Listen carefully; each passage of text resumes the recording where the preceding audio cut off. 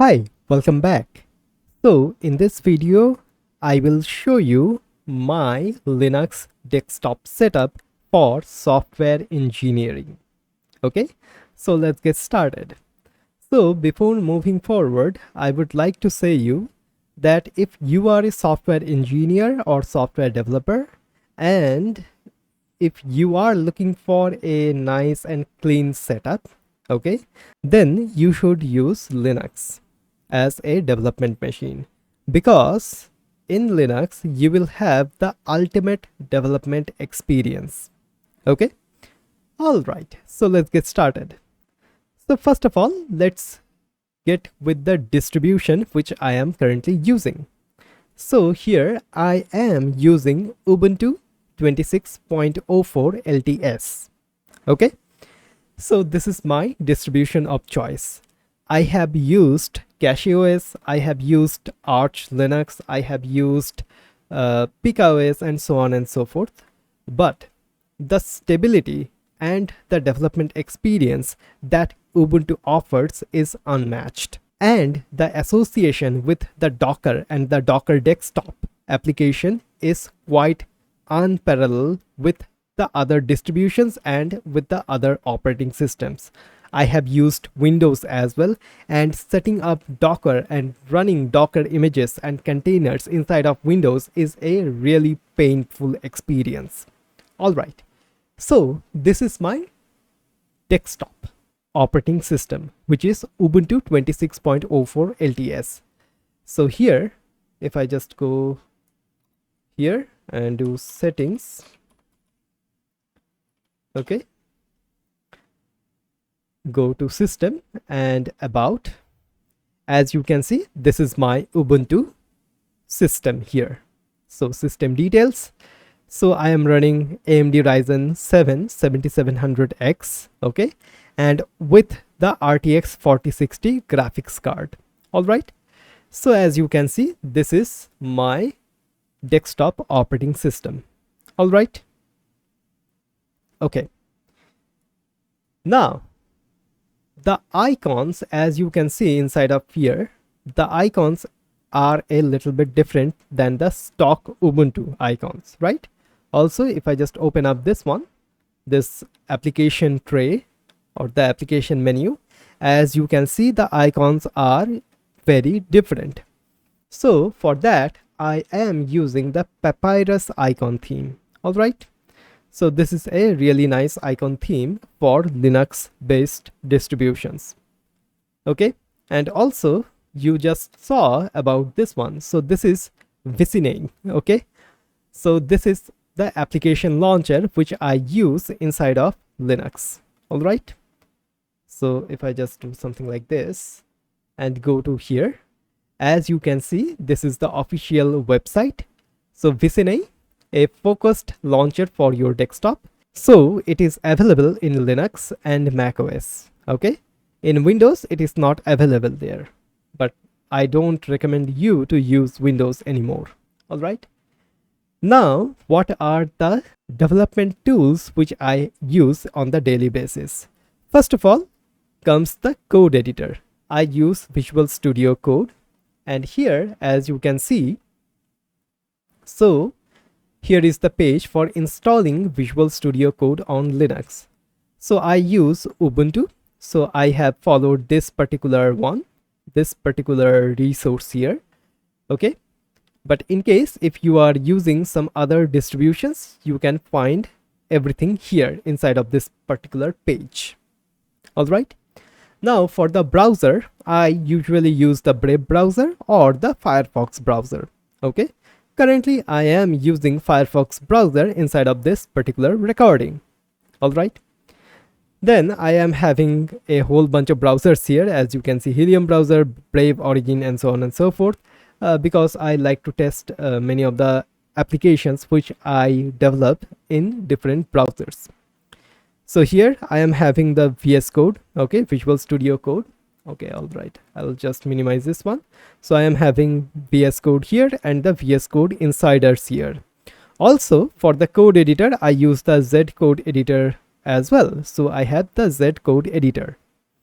For the applications here, I am having Postman, which is a REST API client. Then I am having Insomnia, which is another REST API client. Okay. In case if you have built some sort of backend APIs, you know what I am exactly saying. Then I am having the Table Plus application. It is a database management tool.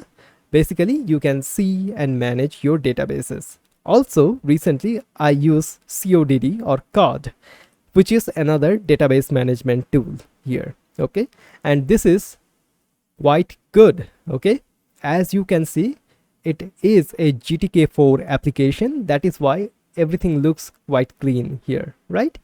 And you can add a connection. If you do that, then as you can see, it is having all of these here. So it only works with PostgreSQL. Okay, that is why I whenever use the PostgreSQL, I use COD, and when I am using some other databases, I use Table Plus. Then here comes the fun thing, which is Docker Desktop. Okay, so if I just go here, all right, so as you can see, this is the Docker Desktop official page. So this is the Docker Desktop here. So inside of Ubuntu, Docker plays along the best. Like, I have installed many other Linux distributions as well, but Docker is playing best with Ubuntu. Okay, so here you can just download it for Linux here, as you can see. So now we are supporting like Ubuntu, Debian, Red Hat, and then Fedora. Okay, but in Ubuntu it is working the best in my opinion. All right, in case if you are using Windows, then I will highly recommend you to install WSL for using Docker. Okay, your experience might be very much elevated by using WSL. All right, okay, so I use Docker quite a lot, and I use Docker Desktop for that. Okay, now one of the most important thing for us developers is the terminal, and as you can see, I use the Ghosty terminal here.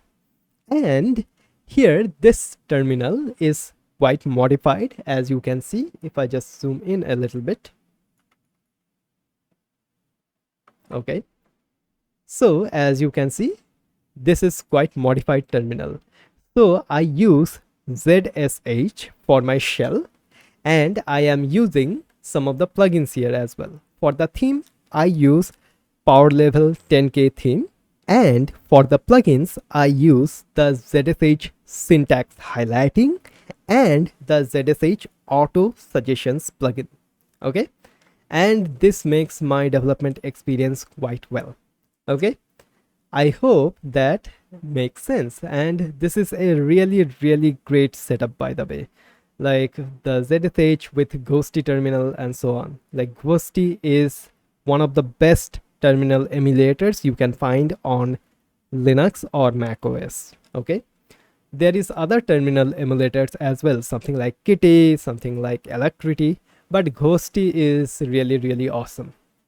All right, and as you can see, it matches my theme quite well. Like this title bar, these buttons are really great and really good looking. Okay, and for at least for me as a software engineer, I should enjoy using my computer, right? If I am not enjoying using my computer, then I will not be able to work properly.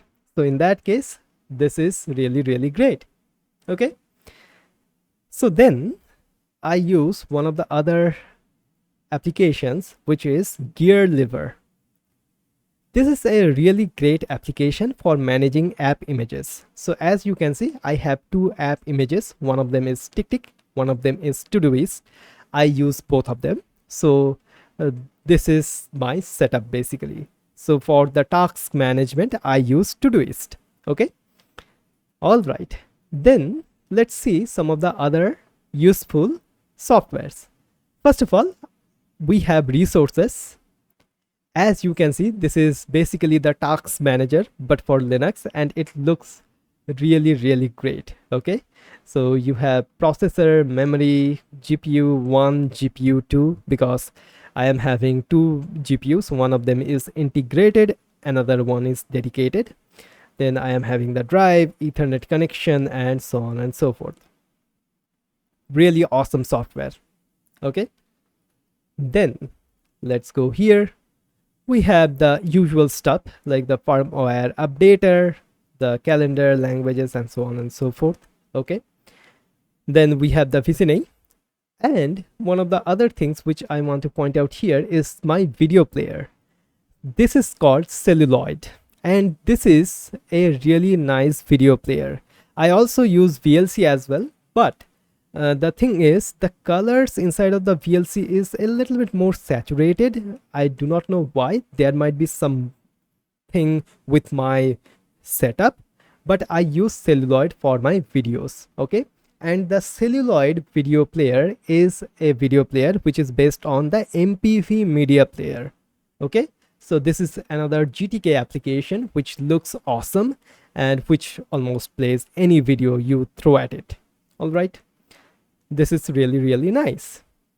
Then we are having this one, the Fedora Media Writer. So in case if you want to create bootable USB drives, you can use the Fedora Media Writer. Then we have the Tick, okay, Handbrake for compressing videos. Then we have these ones. Then we are having the GNOME Extension Manager and the GNOME Tweaks. So I will just open up the GNOME Extension Manager. I am having some of the extensions here.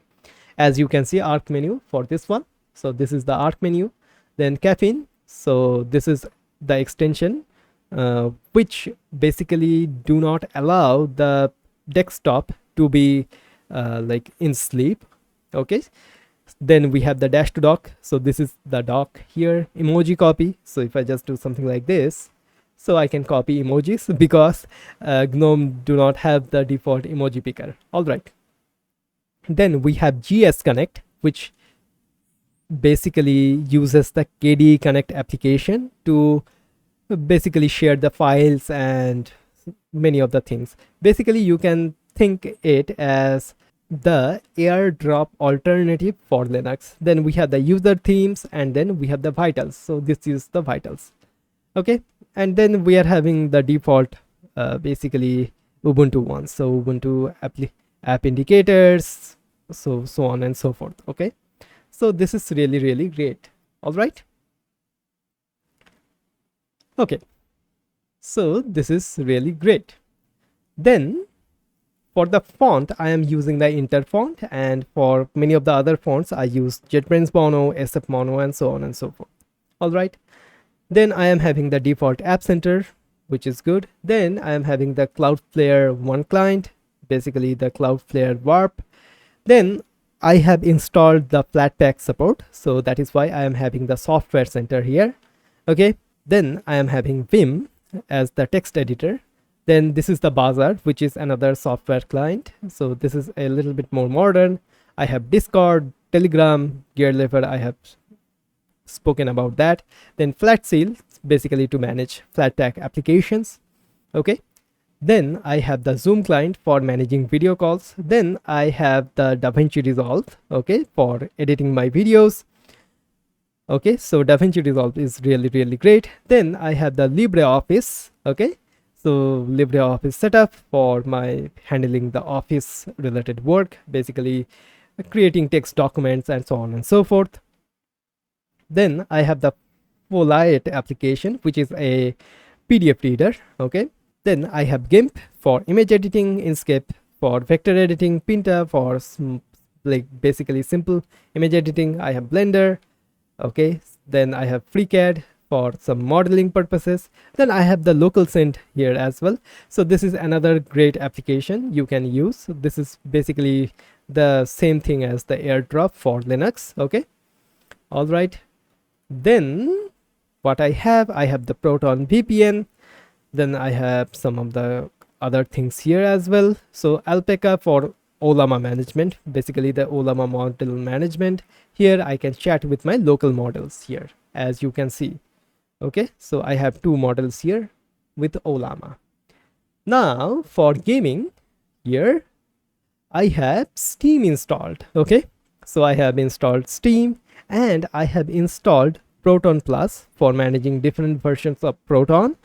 So in that way, I can use the CacheOS Proton here inside of my machine here as well, which is really awesome. Then I use the G-Overlay application for having like configured Mango HUD and Vikesumi and so on and so forth. So all of the great stuff here.